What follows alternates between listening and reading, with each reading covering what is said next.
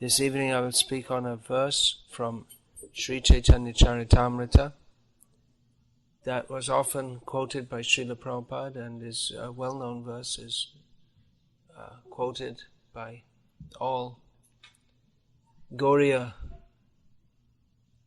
preachers or speakers. It goes as follows. This verse is spoken by Sri Krishna Chaitanya Mahaprabhu. Asad Sangatyag E Vaishnavacha Sri Shangi Eka Sadhu Krishna Bhakta A, which means that the typical behavior of a Vaishnava, a devotee of Vishnu, is, or the characteristic is that he gives up bad association. And then Chaitanya Mahaprabhu defines what is that bad association. One is Stri Sangi, one who associates with women, and the other is a non-devotee of Krishna. Now, this statement might seem to condemn the whole class of women.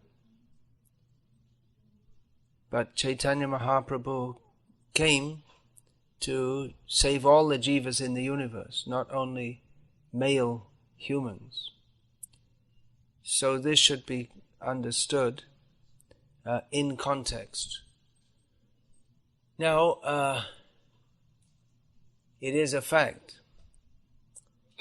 that within Shastra, or the corpus of Vedic knowledge, there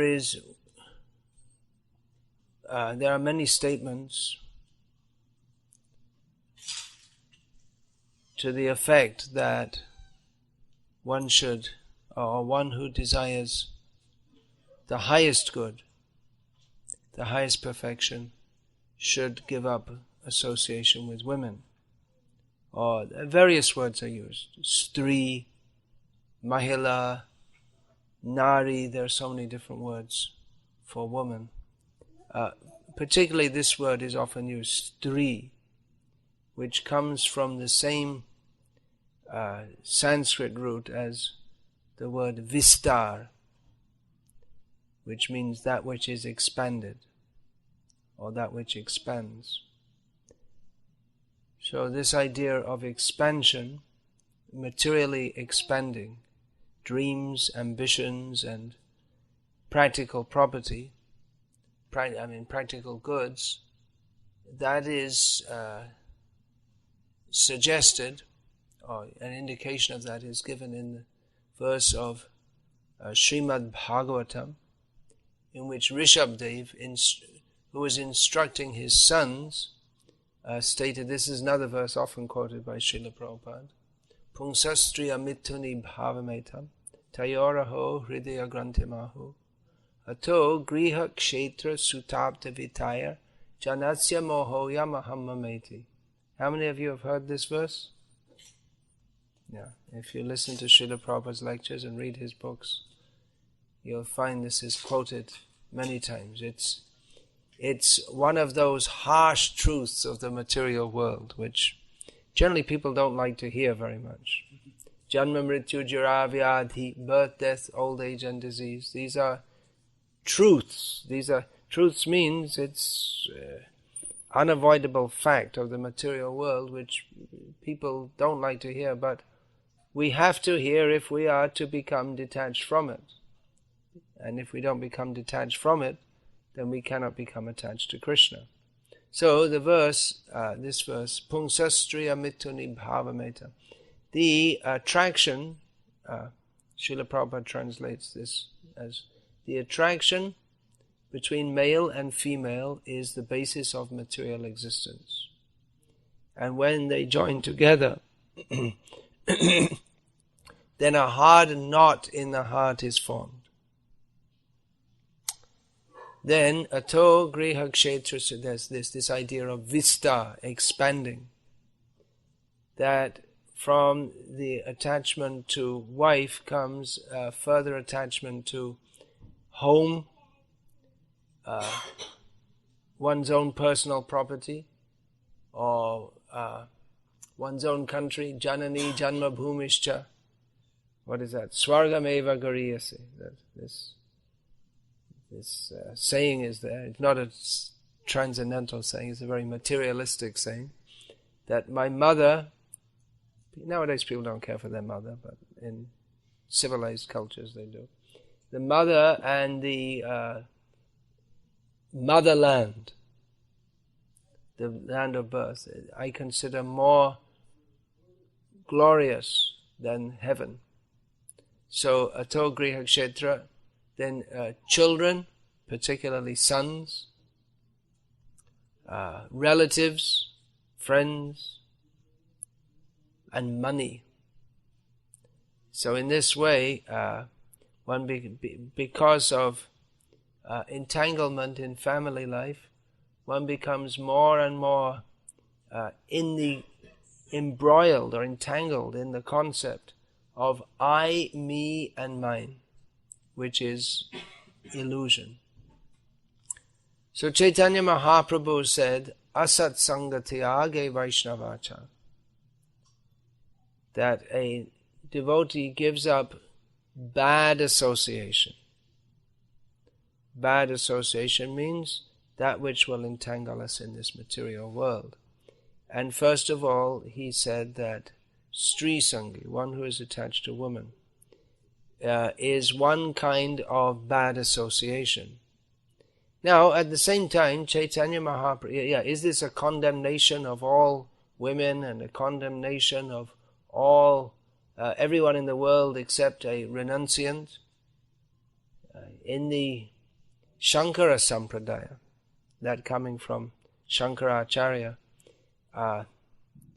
there are many people who claim themselves to be followers of Shankara, but those who are actually, his followers, he would make them into sannyasis, because his idea was that unless you renounce the world, then you can't become detached from it. You can't make spiritual advancement unless you completely renounce the world. And of course, in those days in India, you could only become a sannyasi if you were from Brahmana caste. So he didn't actually have that many direct followers, although they were quite powerful. But he didn't recommend that everyone immediately come to that stage, but for those who are less able to do so, he recommended that they follow the regular Vedic injunctions of Varnashram Dharma. So this idea is quite prominent in India, that if anyone's going to take up spiritual life, immediately they have to take sannyas. But Chaitanya Mahaprabhu didn't say that. And many of his followers were married persons. And he didn't, some of those who are married, they did leave home. But mostly Chaitanya Mahaprabhu didn't insist on that, and he didn't promote that one is necessarily better because of one's position within society. Chaitanya Mahaprabhu famously said, at least Srila Prabhupada quoted this many times, that Kiba Vipra Kiba Nyasi Shudra Kene Noi Je Krishna Tattaveta She Guru Hoy. That whether one is a Brahmana, whether one is a sannyasi, or whether one is even a Shudra from the lowest stratum within Varnashram society, if one knows the science of Krishna, then he can become a guru. So implicit in this, the point is that knowledge of Krishna qualifies one as a guru, not any particular situation within society. Chaitanya Mahaprabhu also said, Jaha hoite Krishna bhakti, she guru hoy. From whomever one receives Krishna bhakti, devotion to Krishna, such a person is a guru or can be a guru. So there are many such statements. So Chaitanya Mahaprabhu, among his intimate followers, one of the very most intimate, was Ramananda Rai, who apparently was a very rich person. He was the governor of an area of South India, and he left those duties to associate with Chaitanya Mahaprabhu. But the king, who was also a devotee of Chaitanya Mahaprabhu, gave him a retirement with a full pension. So he was a rich man, and Chaitanya Mahaprabhu never told him to give that up. Now, Srila Prabhupada actually asked his Guru Maharaj, Srila Bhaktisiddhanta Saraswati Thakur, that how is it that some of the devotees of Chaitanya Mahaprabhu, like Rupa Goswami, they Tyaktva Turnamashesha Mandalapati Shrening Sada Tuchavat. They left everything. They left home, family, wife, and all these to serve Chaitanya Mahaprabhu, as others like Ramananda didn't. They remained in that situation. And Srila Bhaktisiddhanta Saraswati Thakur said that, well, whatever is best for serving, that one will do. If it's better for serving Chaitanya Mahaprabhu, then one should renounce home. If it's not better, then one shouldn't. That is the consideration. The main point is not to renounce or not to renounce. The main point is how Krishna can best be served. That is the actual goal of life. So we find that Chaitanya Mahaprabhu had many, many associates. Actually, most of them were within family life, and there was no discrimination that one is better than another due to being within family life or not within family life. But at the same time, Chaitanya Mahaprabhu, by saying that a Stri Sangi, one who is attached to Stri, they are non-devotee. So Chaitanya Mahaprabhu pointed this out. So Stri means one who expands. So when one has a wife, then naturally things expand. Children, then you need a place, and you need so many household appliances and so many things. So if one becomes attached to these, as people generally do, that is entanglement in material life. Bhaktivinoda Thakur has sung many songs expressing how he became entangled in material life. Although we know that Bhaktivinoda Thakur is a great devotee of Krishna. He's a pure devotee of Krishna, but he's expressing that I became entangled in so many ways. One of the greatest devotees of Chaitanya Mahaprabhu was Srivas Thakur. Sri Krishna Chaitanya Prabhu Nityananda Sri Advaita Gadadhara Srivas. So Srivas was a married man. Chaitanya Mahaprabhu would every night perform kirtan in Srivas's house. Well, after returning from Gaya, after taking initiation, Chaitanya Mahaprabhu remained at home before accepting sannyas. And every night he would perform kirtan all night in Srivas Thakur's home. Once, Bhaktivinoda Thakur has also described this incident in a series of songs. It's also described in Sri Chaitanya Bhagavat. Once, while Chaitanya Mahaprabhu was performing kirtan at night in the inner chamber, because women would not live with men. They would live in a separate part of the house, the inner chamber. There was some crying, and Srivas Thakur, his son, had died. suddenly, unexpectedly. So the kirtan was going on, but Srivas became aware of this, and he went inside and found out what had gone on. And his reaction, you have to understand this in context, that unlike in America where people, they throw their children out of the house at age 18 latest. I've looked after you enough, get out, look after yourself.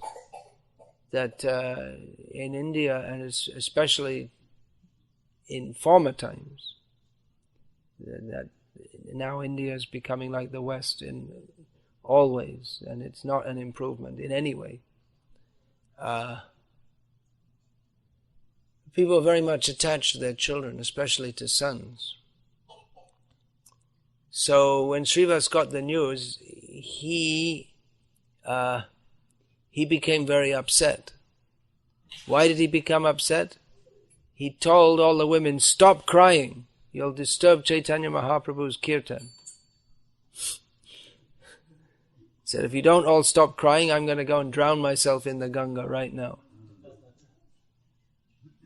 But Chaitanya Mahaprabhu himself, he stopped the kirtan and said, because he's Antaryami, the indweller within everyone's heart. So he himself stopped the kirtan and said, "What's going on? I don't feel the usual ecstasy. There seems to be some disturbance. Srivas, anything happened here?" Srivas said, "Yeah, what happened? My son died." But anyway, you go on. You go on with your kirtan. So then Chaitanya Mahaprabhu came to the place where the dead body was and revived that boy. Wait a minute, the story's not finished yet. And then the boy started speaking. He was just a baby, but he hadn't spoken. He started speaking and said that, I've been revolving in the cycle of birth and death, and due to my past activities, I was able to take birth in this house and have the darshan of you, Chaitanya Mahaprabhu. So now that is he spoke as a self-realized soul. And then again left. So he just came. Chaitanya Mahaprabhu revived him long enough to speak words of wisdom for everyone's edification. Then again he left. And Chaitanya Mahaprabhu was so pleased with Srivas for his attitude that he said that, well, you lost one son today, but now, because he was quite an older man, he said that, but you'll get two. Chaitanya Mahaprabhu said, myself and Nityananda will become your two sons. So lost one and got two. So this is the level of the devotees of Chaitanya Mahaprabhu. They're on such an exalted level that although within family life they're fully attached to Krishna, they're fully attached to Chaitanya Mahaprabhu. So for them, family life is not any obstruction to advancement in Krishna consciousness. Their wives are Stri. They're expanding, but not so much expanding the family life as expanding the Krishna consciousness. If a wife is like that, then such a wife is certainly a great help in Krishna consciousness. But one who associates with a wife for the sake of material enjoyment, someone who has no interest in Krishna consciousness but is simply concerned with enjoying this material world, such association is most detrimental to one's spiritual advancement. So persons who take to Krishna consciousness within family life, they are supposed to understand all these principles and even within family life, cultivate detachment from this world. Now, what does that detachment mean? That detachment means that one should regularly hear and understand the actual facts of existence in this world. That janma mrityu jara vyadhi dukkha, this material world is miserable. There's birth, death, old age and disease. So you may have a nice family, nice house, so many nice things, but these are all temporary. These are not of any real value or any real meaning. They will just exist for a short time. So one should not be attached to these things. But on the other hand, those who are in family life, they should also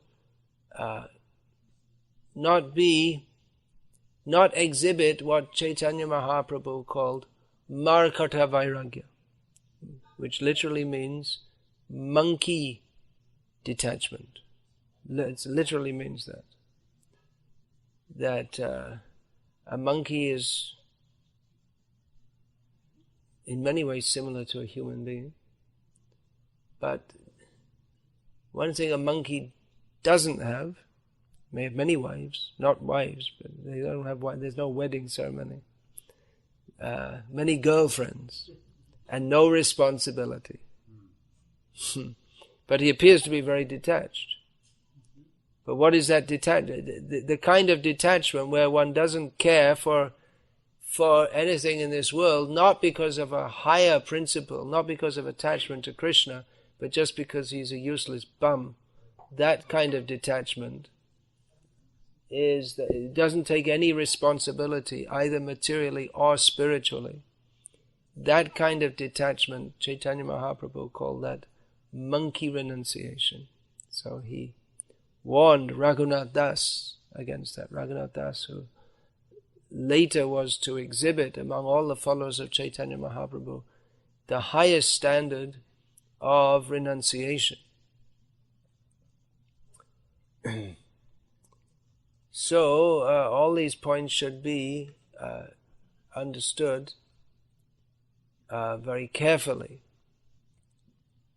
Not to become entangled in this world, but at the same time, not this idea that one should, the Shankaracharya's idea that you cannot make any spiritual advancement unless you just leave everything, because Shankaracharya's idea is that this world is false. But well, if it's false, then renouncing it is also false, because there's no meaning to being in any situation in this world. And that's actually what comes, that's how Shankara's philosophy is one of the ways in which it's caused so much damage in the world. It might seem that it's very good, but the idea that this world is false, and then there's no difference between dharma and adharma, right and wrong. That's what it actually comes down to. If you say this world is false, then there's nothing to become detached from. So we find people who, in the name of, they say, yeah, everything is all one, and we're just enjoying it. We're enjoying the falseness. There's no need to take any responsibility for anything, because everything's all false, and I'm also enjoying my senses. That's also false, but it's fun false. So that's Shankara didn't directly preach that, but that's how it's naturally misinterpreted. That's what it comes to. So, in Krishna consciousness, husband and wife should practice, both should practice detachment from this world while living responsibly within it. Family life is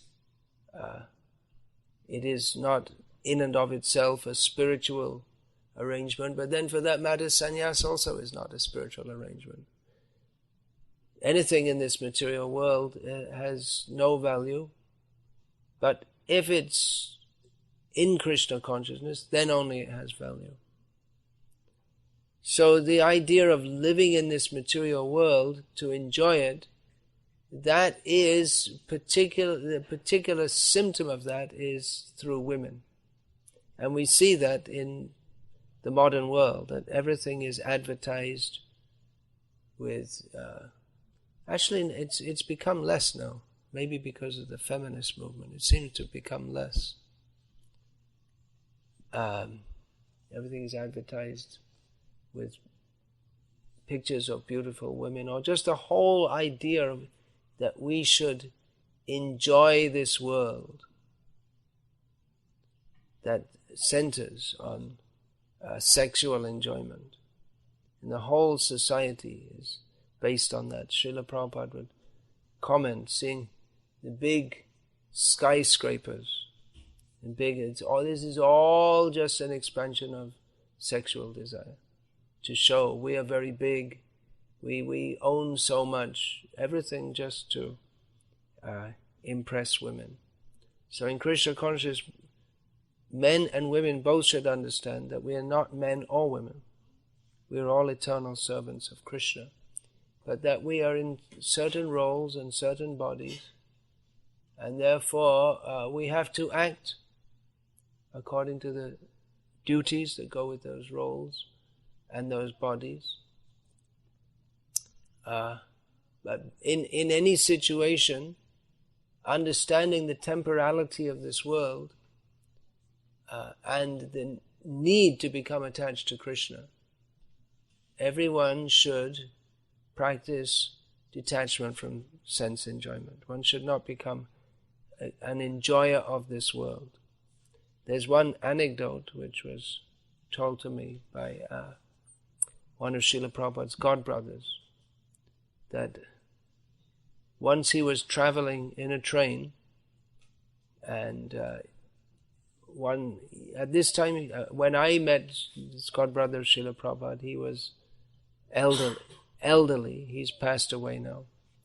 But at this time of the anecdote, he was a young boy,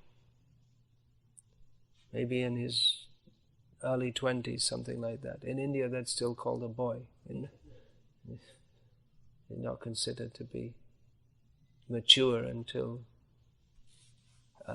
maybe, at least 40 or something. Considered young up until that age.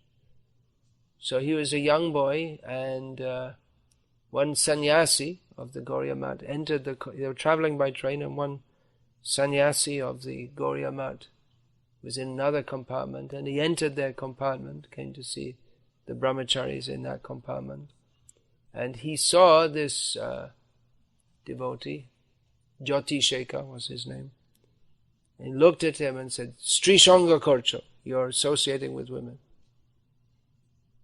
And he looked around. It was a small train compartment. There were just a few brahmacharis and no women. He couldn't understand. What is this? He's telling me that you're associating with women, which for brahmacharis aren't supposed to associate with women. So then the sannyasi explained, because he was leaning against the seat, that was a kind of sense enjoyment. You see how strict they were. I don't think any of us could make it in the Gauriya Math in those days. In those days, they wouldn't wear shoes. They had some cars, but they generally wouldn't use that. Only if there was some need, they would go barefoot here and there. They're very austere. And Bhaktisiddhanta Saraswati Thakur was very demanding, we might say. So that idea that even the slightest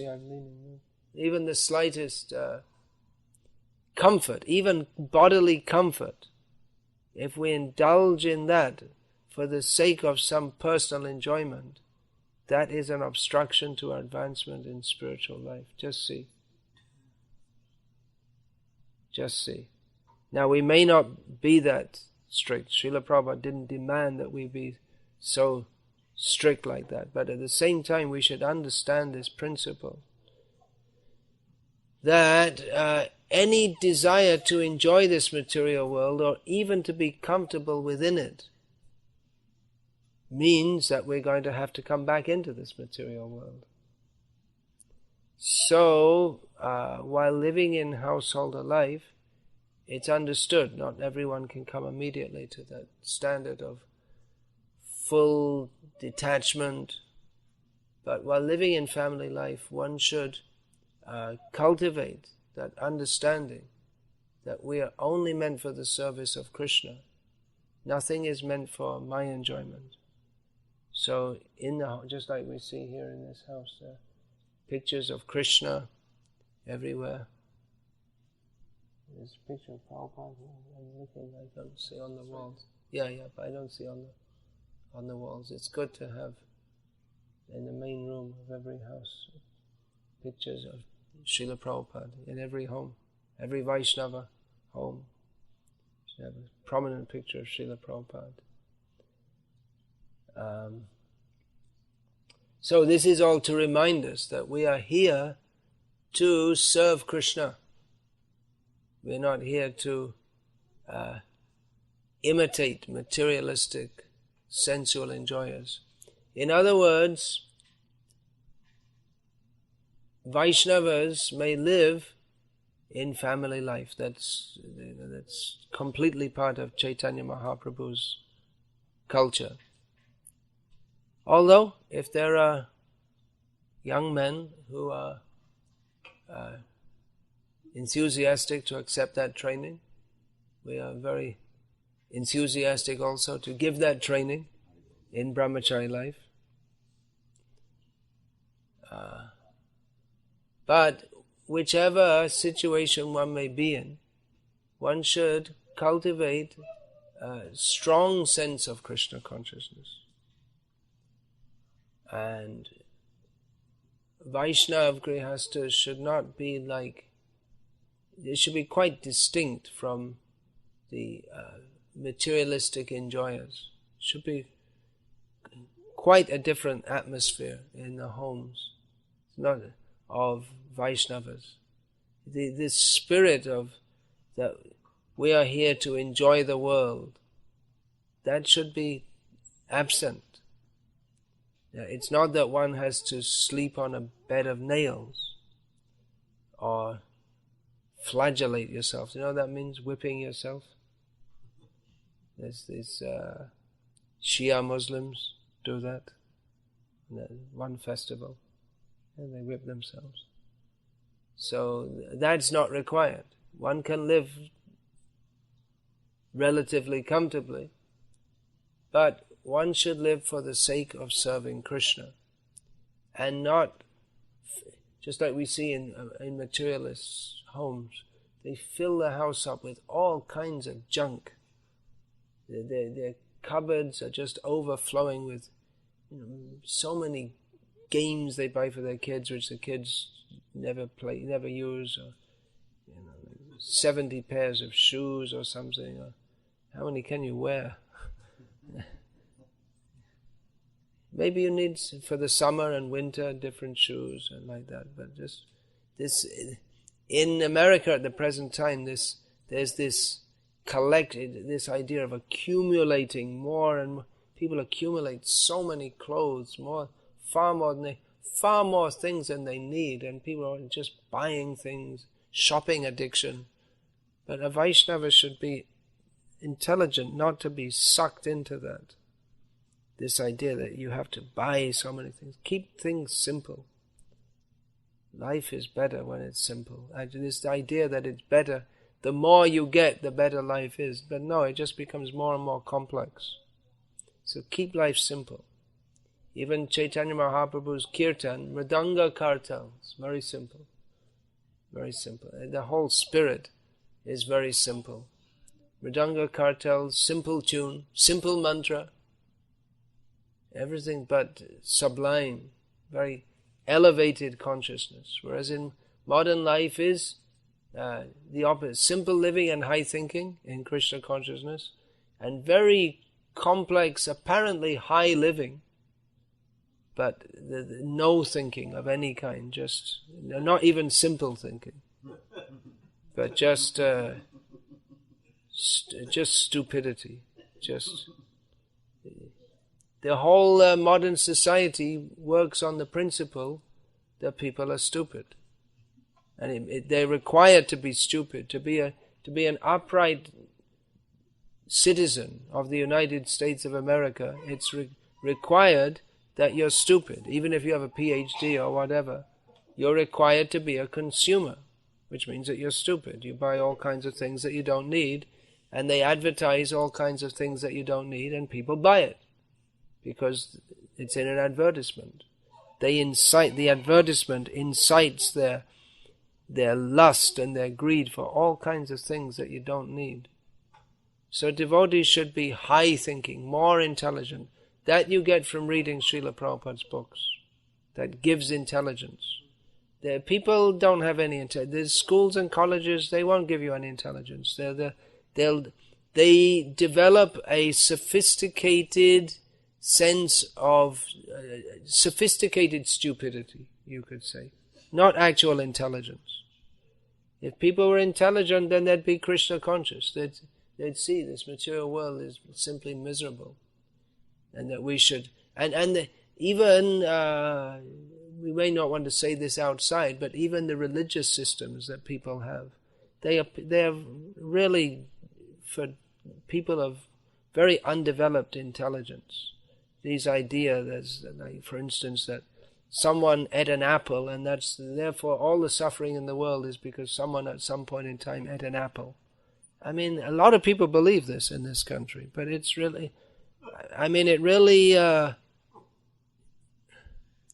it really doesn't give much credit to God, does it? And then people become atheists. They become atheists in reaction to the really stupid ideas that people have about God. The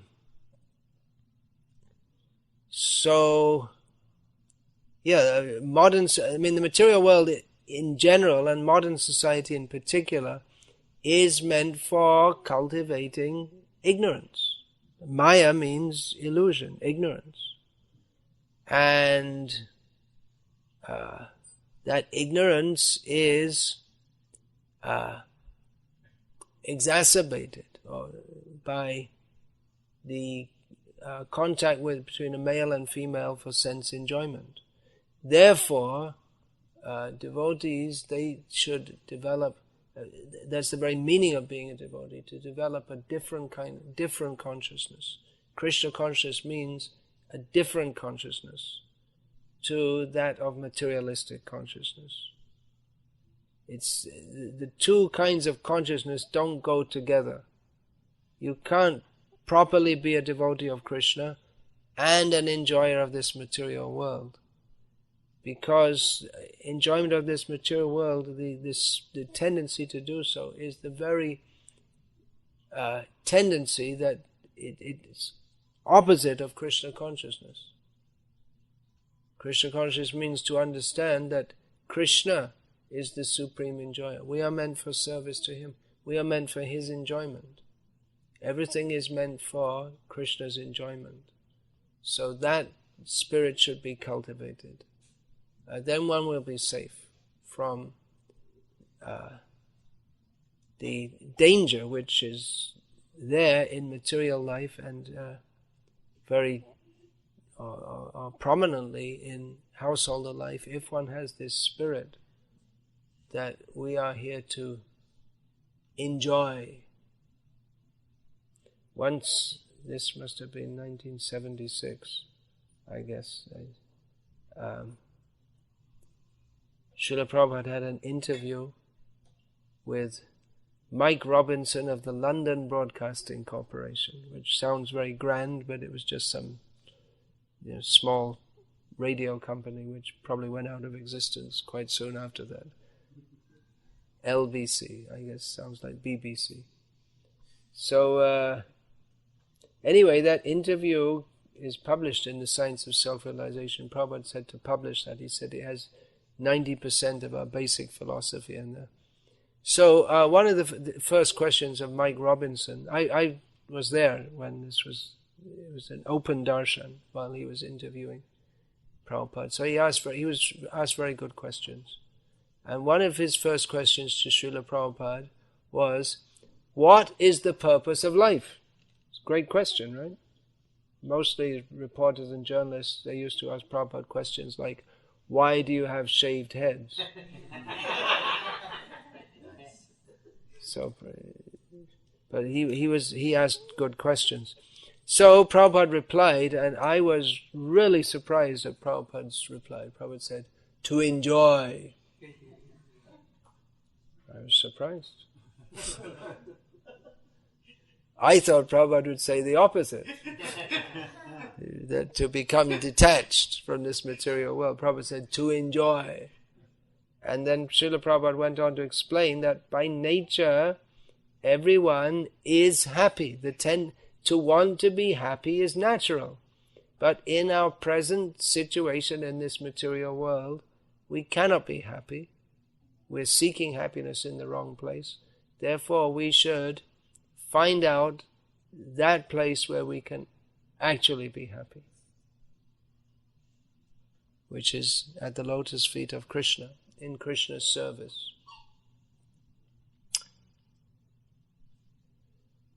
So, the enjoying spirit that I shall enjoy, that is antithetical to Krishna consciousness.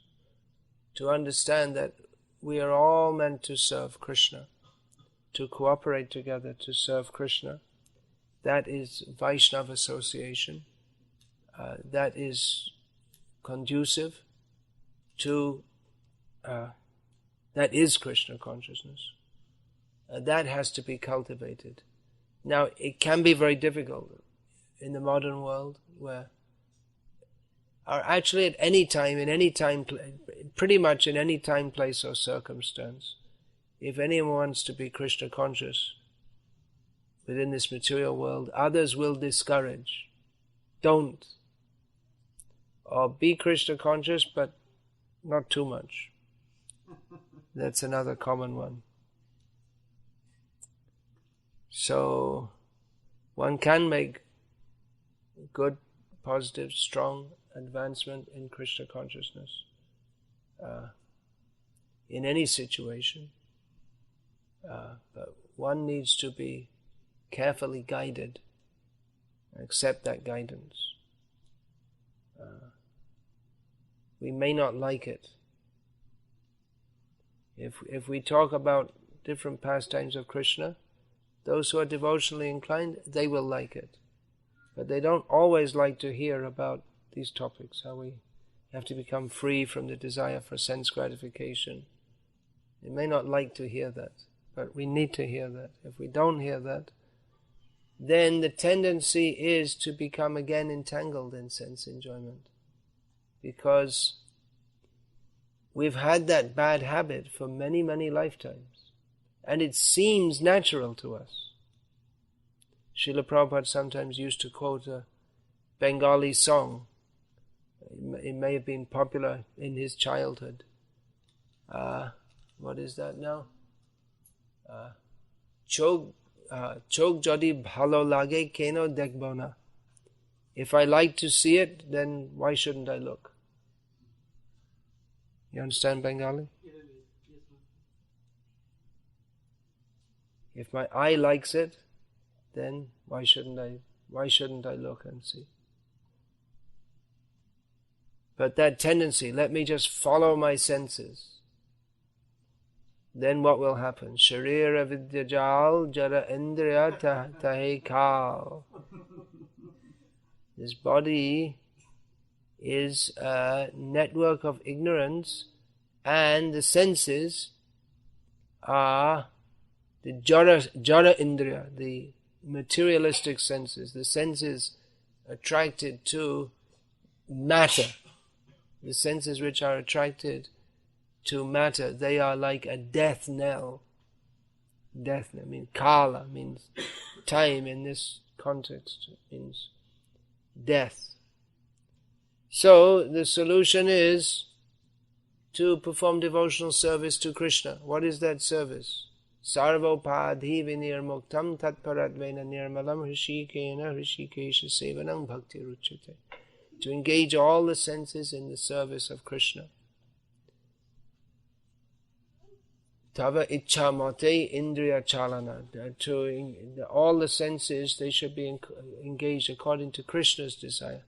Knowing oneself to be not of this world. We have no position in this world, no permanent position in this world. To be absorbed in service to Krishna, who is the master of the senses.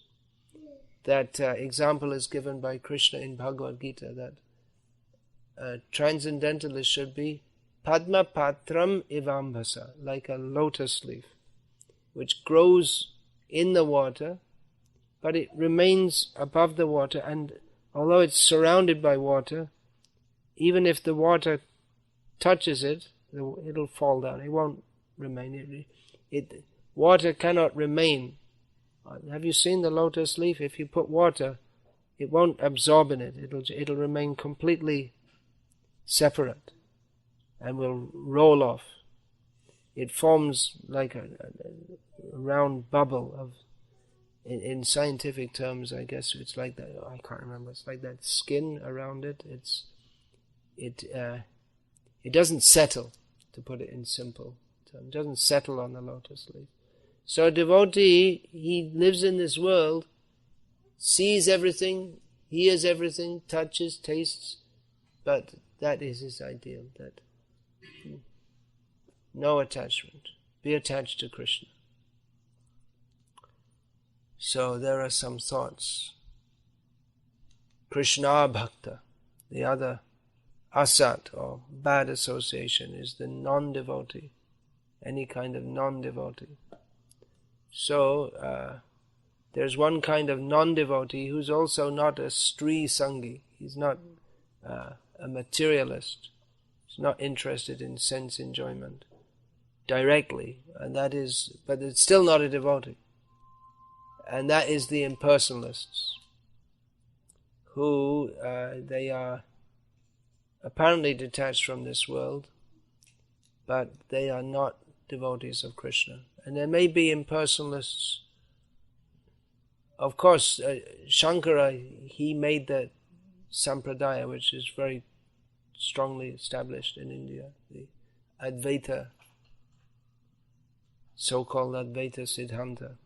But in the modern age, so many have come up with similar ideas, but somehow they've managed to convert it back to sense enjoyment, or in all kinds of strange ways, or sometimes they mix it up with bhakti, so that they'll chant Hare Krishna, possibly, or names of Krishna, but they don't have a clear understanding of Krishna, and they have an idea that, well, we're all Krishna. Or even in the Shankara Sampradaya, they were traditionally very strict about all rules and regulations, following dharma. But these neo-Advaitavadis, they have no principles, and smoking, some of them smoking ganja. Do you know that word, ganja? Hashish. So we should be very careful. We should know clearly who is a devotee. It's not that anyone who chants Hare Krishna is a devotee. Some people who chant Hare Krishna are actually very envious of Krishna. Shishupal, he was always talking about Krishna, right? He was very envious of Krishna. So we shouldn't naively think that anyone who sings Hare Krishna, they're a proper devotee. Many are very envious. We should avoid and reject their association.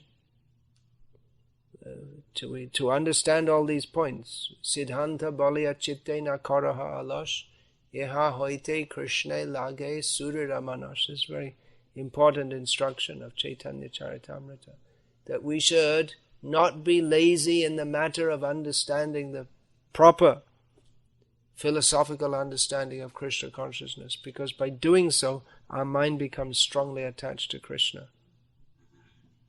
Chaitanya Mahaprabhu rejected his friend from birth and close associate Mukunda Datta because Mukunda would come with the devotees of Chaitanya Mahaprabhu and chant Hare Krishna, then he'd go off with the Mayavadis, and Chaitanya Mahaprabhu rejected. No, nothing. We don't want you. You want to come here and go there, then go there. Don't come with us. You choose this side or that side. You can't be in both camps. He rejected him. You don't come. Don't come and see me ever again. So then Mukunda inquired from other devotees, when will I get the chance to again say, is this, how long is this going to go on for, that I'm rejected for a week or 2 weeks? Mahaprabhu said, after 10 million births you can come and see. Yeah. And Mukunda became very happy because he thought, at least I'm going to get another chance.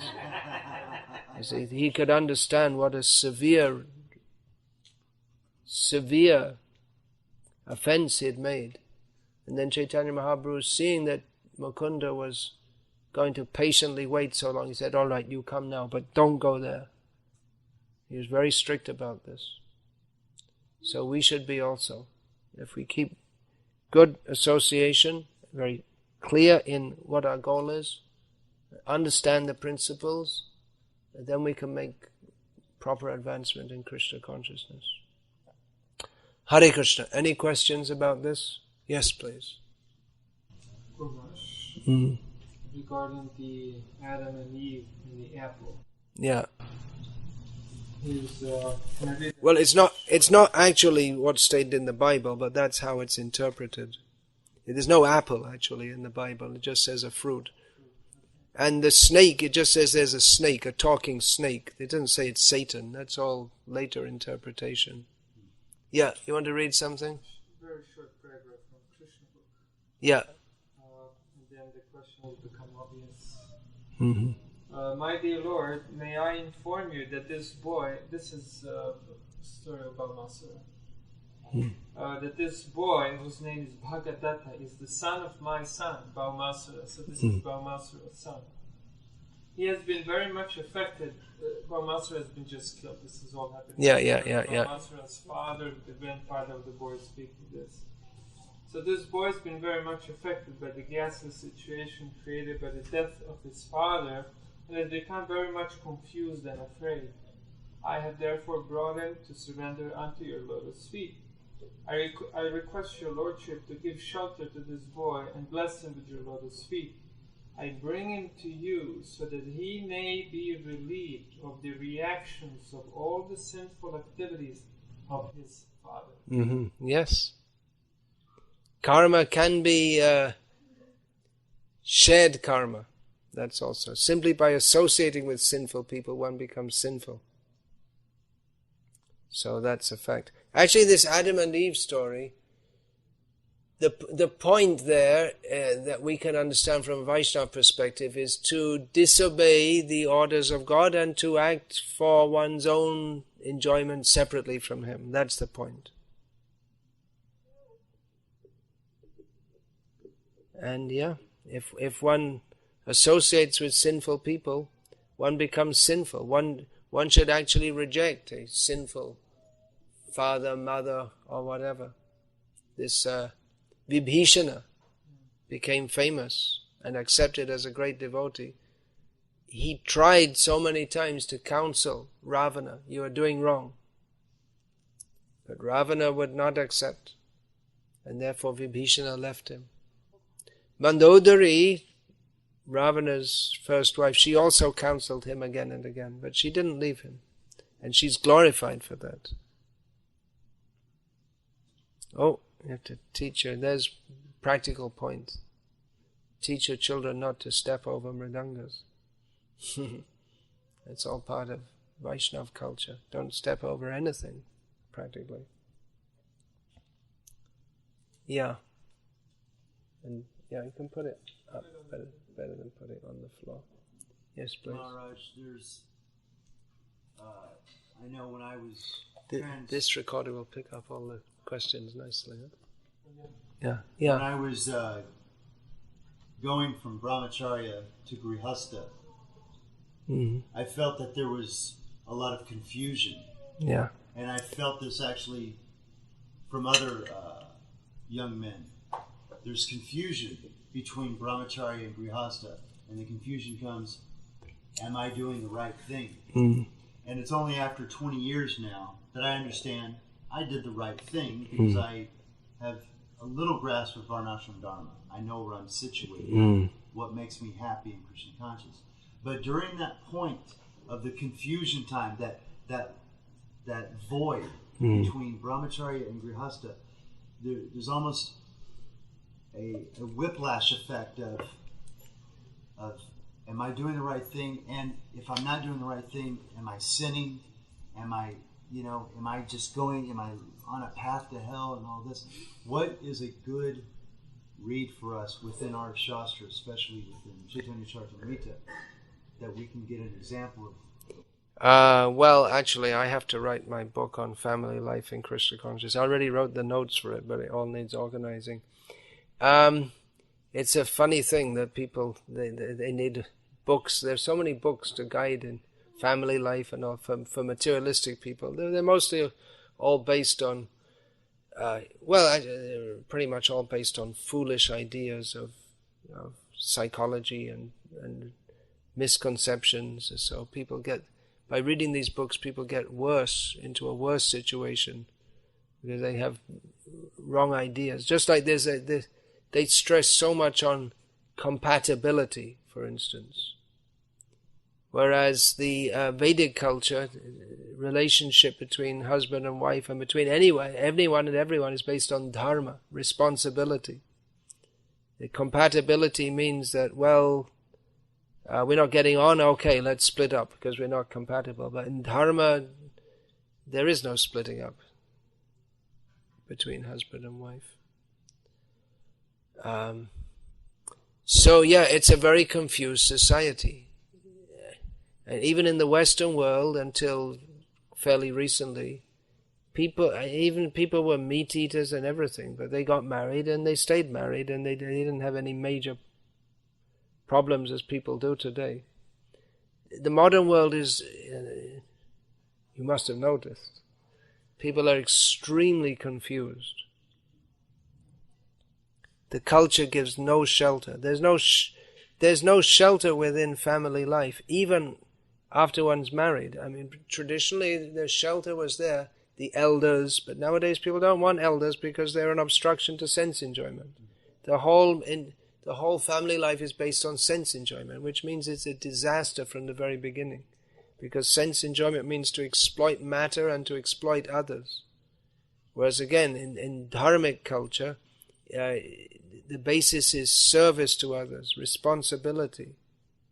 And even among materialistic people, enjoyment is there, but that's why there's marriage. It's understood to be a solemn vow before God to take responsibility. But now people are like, as Srila Prabhupada often used to say, cats and dogs. So they don't get married. They just live together for some time. So our devotees are also confused by this horrible anti-culture that we live in, because without knowledge of or experience of anything else, we tend to think this is normal and correct. But we should know that marriage in Krishna consciousness is a very different proposition to that of the marriage of materialistic people in the modern age. Very, very different proposition. It's entered into with a completely different premise, that we're here together to serve Krishna, to act for purification, to bring forth children into the world, to train for service to Krishna. So it's a very confusing age, and people tend to be so confused that it may be very difficult for them to accept good guidance even. So it is required that we have spiritual leaders who can guide each other in all ashrams, guide others in all ashrams. And Srila Prabhupada's one of his major projects, which hasn't properly taken place in our movement is to establish Vaishnava communities where devotees can live simply on the land, which in and of itself creates a whole different culture and approach to life. Even living on the land, people in this country have no idea, because farming it's another business. But the idea of living just... Another business in their minds. They think of it as just another business. Yeah, it's another business. Yeah, they consider it another business. They maybe don't even believe that you can get all your necessities just by living simply, because people have so many unnecessary necessities in the modern age.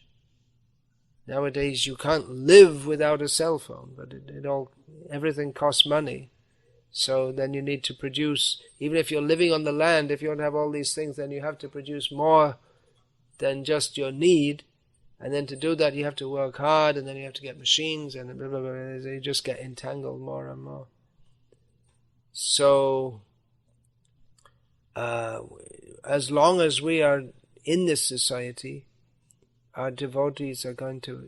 It's practically inevitable that our devotees are going to be confused unless they very strongly take to the process of hearing and chanting about Krishna and make a very strong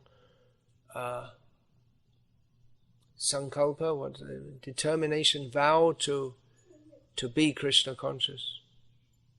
But even then life will be complex. The very nature of life in the modern world is it's complex. Sangsara Vishanala, Sangsara Davanala, these all words are used. The blazing fire or the poison fire of material existence. So, how does that answer your question? Just saying that, well, it's a difficult time, yeah, but then we have to take shelter of the process of Krishna consciousness very strongly. There are different approaches to presenting Krishna consciousness. One is that, okay, just take to it, chant, do whatever you can, and that will help you. And certainly it will help you.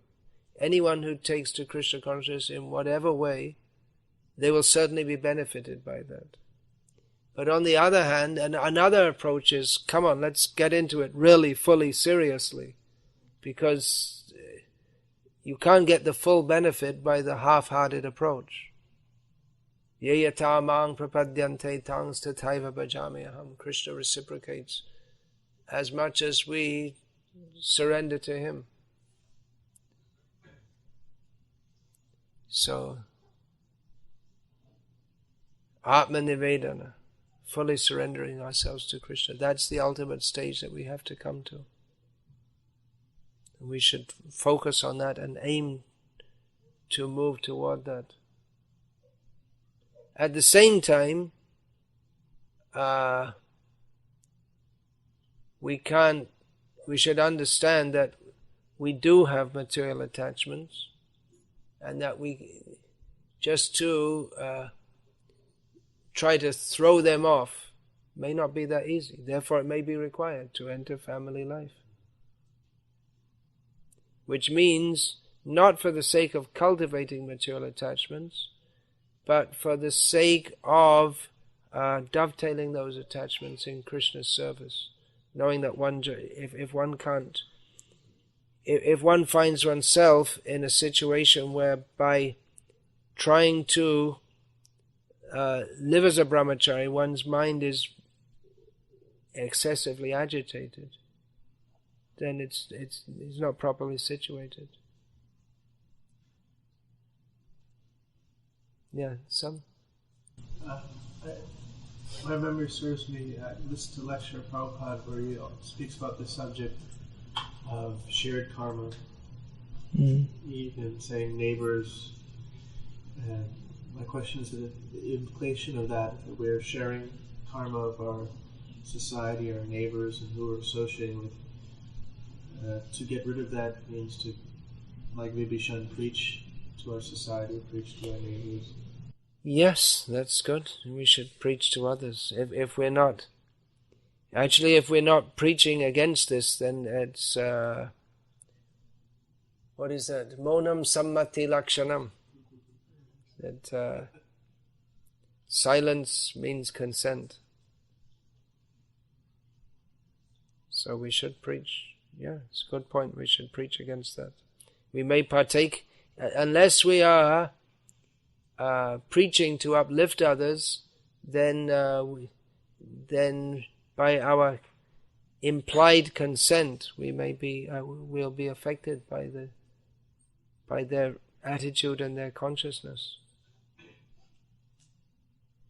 We should understand very clearly that without hating all the people around us or simply condemning them, we should know that we're living in a very, very sinful society.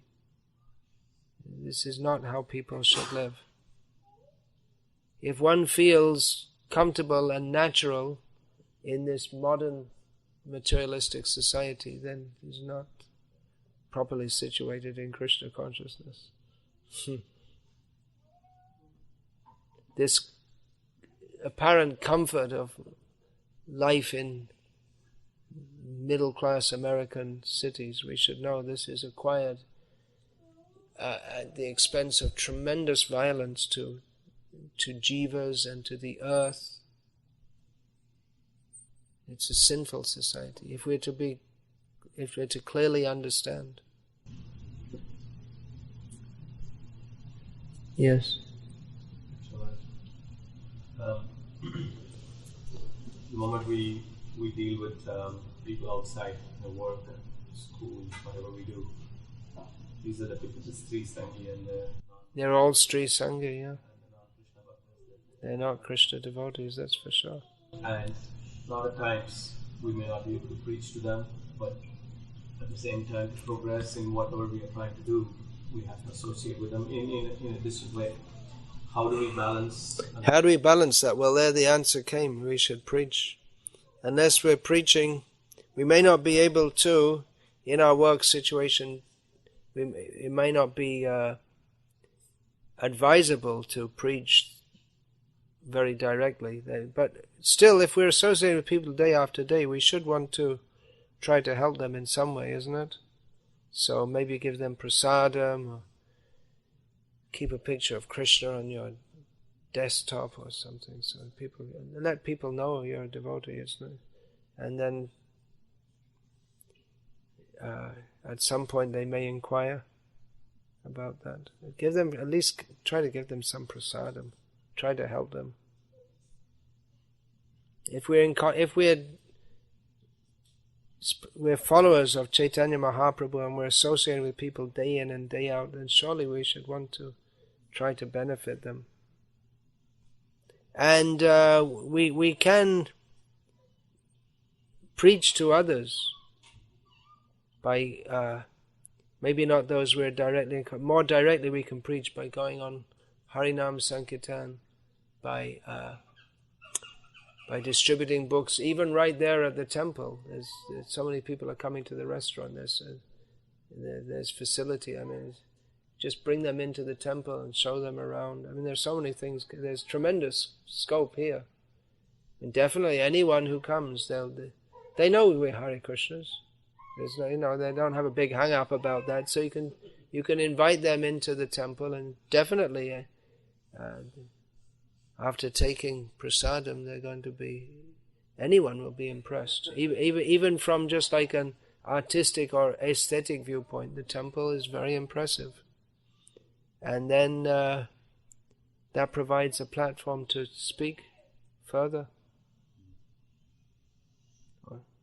So, I mean, there is scope for preaching here.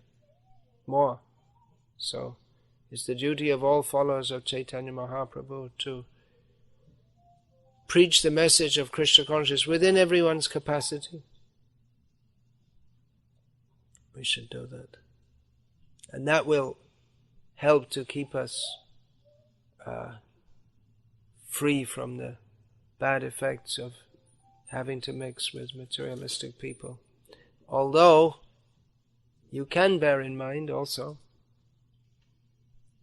think about it, beginning of activity, first thinking, feeling, and then willing. Think about the Prabhupada's, all followers of Srila Prabhupada should be very aware of Srila Prabhupada's very strong desire to establish rural communities of Krishna consciousness. So at least you can be aware of it, think about it, and you never know, something might develop from there. I just talk about it. But from the talking,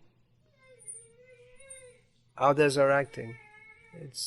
I've been talking about this for years, and now some devotees who are associated with me, they're establishing some projects like this. Because it's if we're actually developing in Krishna consciousness, this whole materialistic society definitely will become distasteful to us, isn't it? What do you think? You wrote to me about that, was it? That it's not that everyone has to go to the land. You can live in modern American life, and like I say, we don't hate everyone, or we should see the whole society is sinful, but our attitude should be to see people as misguided and unfortunate. We don't hate the people. If we hate them, then we can't preach to them, we can't benefit them. So most of us here or most of you here in this room will be spending most of your life within what may be called normal society. We should try to give something back to it. Right? Yes, please. I have a question about this. My husband and I have been discussing this for a few years, and recently a friend of ours told us that the American Agricultural Department is giving loans, so it became more of a reality that we would transfer to a rural environment. They're giving loans for what? Setting up ranches? For agriculture, like farms, any rural development, meaning like small businesses. If somebody wants to start their own farm, if you want to buy a property, if you want to buy a house, they'll give you a loan. So I thought about, we were talking about this, and the only thing that seems like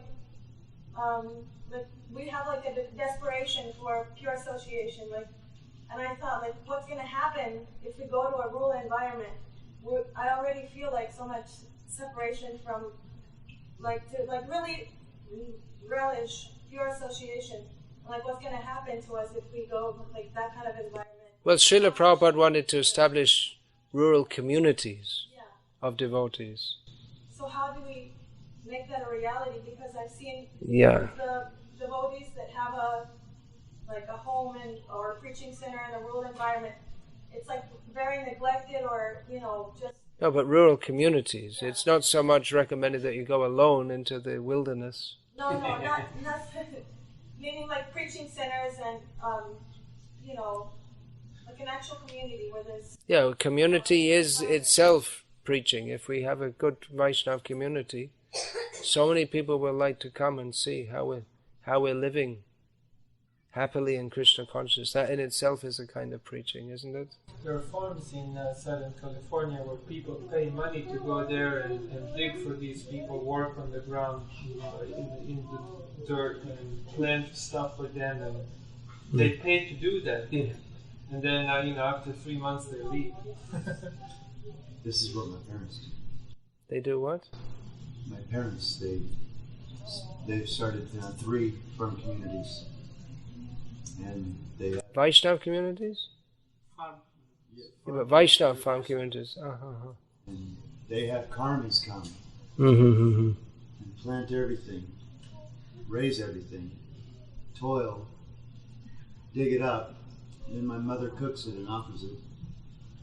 And then there's a yoga retreat on the side. Yeah, there's plenty of possibility for all this. Prabhupada was way ahead of the times on everything. I don't know, do they have that here, woofing? They have that in Europe? That's a similar thing where people just come and voluntarily voluntarily work on the land. I saw recently, I was in Scotland, we have some rural community there, and people come and they do like that voluntary work. They don't pay, but they do voluntary work and for some time, and they get prasadam and board. Yeah, they don't. They pay to work. Really. But from coming like that, devotees were telling me several people had become devotees actually. This is also happening. Yeah. If you're in that environment, you're growing your food, you're offering it to Krishna, you're content, then people will come to you. Now you're with you. Please listen. You have to look after you. So the people will come to you and you can preach to them. Say, look, this land is given by God. Everything's meant for His service. You'll be in a much better position to preach. Anyway, it's something that has to be deliberated upon. It's not something that everyone should jump into immediately. Radharani Swami says the devotees have put a lot of demand on the cow, that the cow has to supply their internet, their cars, their trips to India. And they say, it can't be done. Self-sufficient farm can't be done. We have to go to India every Well, I mentioned that, right? Self-sufficient means we have to cut down on many of the so-called necessities. There may not be trips to India. You may come for pilgrimage to Dallas, to Kalachandji Dham. That was traditionally in India. People, they going on pilgrimage might be once in their life. They go a long distance, or if they live not too far away, then in the season when there's no growing, then not everyone can go because someone has to stay and look after the cows and everything. Usually the older people, they would walk. Pilgrimage means walking, so it wouldn't be very far unless you're really going for a long trip. So nowadays pilgrimage has become much easier and normal, but traditionally it was not so often done. But then the people who went on pilgrimage, having the opportunity to do that only rarely and going by walking and what benefit they got from the pilgrimage, what meditation. We just take it very normally, fly into Delhi and take a taxi and go to the 5-star air-conditioned Vairagya Mahal. You see in Vrindavan there's advertisements, 5-star apartments with air conditioning, TV, internet.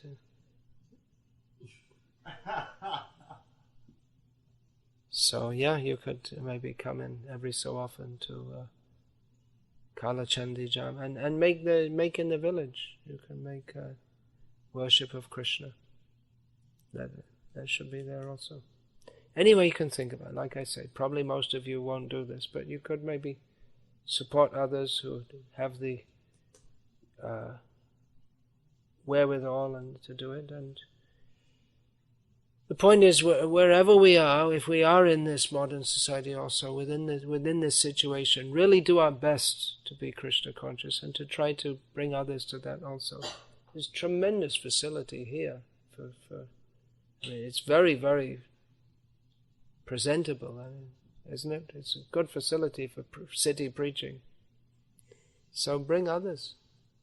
You just show them around and people will they'll be impressed, and you can tell them this is Krishna. He's the Supreme Personality of Godhead. You can tell them. Why not? It's what they need to hear.